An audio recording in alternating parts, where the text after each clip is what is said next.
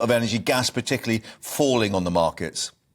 Yes, and it's falling fast as well. So although, he's maintained the cap at £2,500 a year for an average household, however you calculate it, but, you've got to start somewhere. The reality is, if we're looking at 2023, we're not going to be paying £2,500.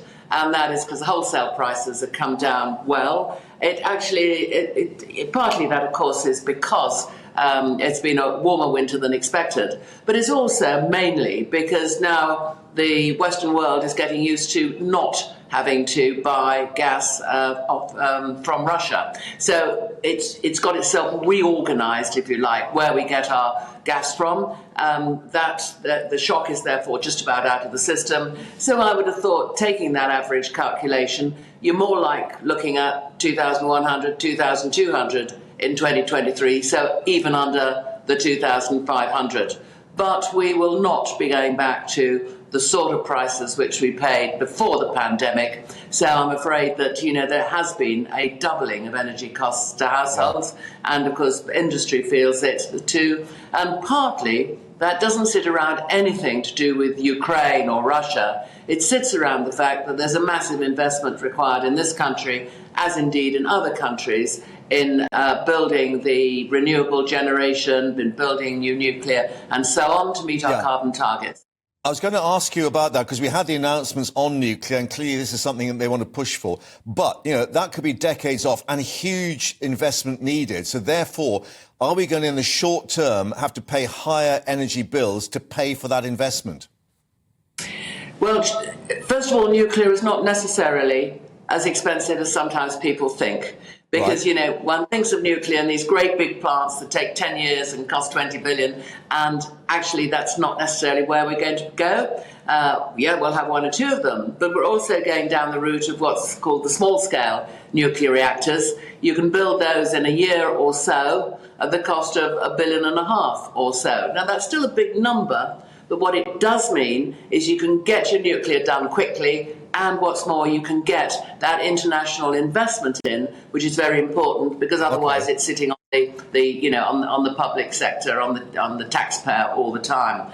And the investment breaks that have been announced in the budget will be attractive for that sort of investment. So good on. I do think that whilst everybody always sits back and complains about every budget that I've ever known, that you hear all the gainsayers. And it's ever so easy to be an armchair expert in all this thing. The reality of the changes that have been made yesterday will help investment into big infrastructure projects in this country. They will be particularly helpful for business.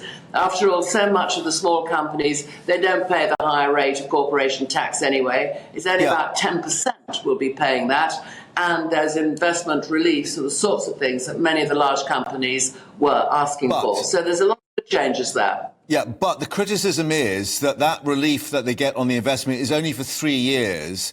And people are saying, look, if you're a big company, you're looking at a much longer period than that. And maybe they want the certainty of having relief for, 5 or 10 years.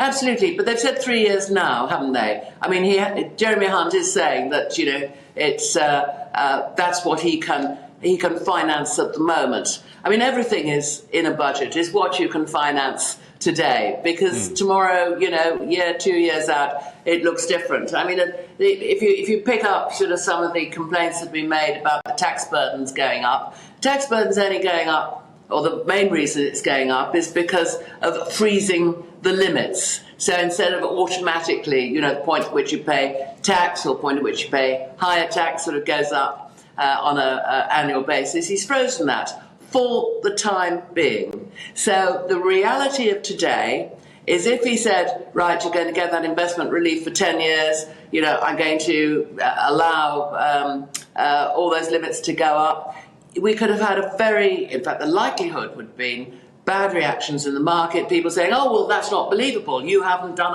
a proper, sensible budget. The economists the OBR would have said, that's going to cause the country a problem. So what he's done is he said, I can do this now. I may have to freeze this now, and I can give you an allowance now, but that's what I can do now. and with the allowances, he said, and I can see that, the investment allowance for 3 years. That's a pretty good incentive. Okay. And if the economy starts to grow as is anticipated, then he or whoever is the Chancellor of the day will have the ability in the budget to increase that length of period for those investment reliefs. Okay.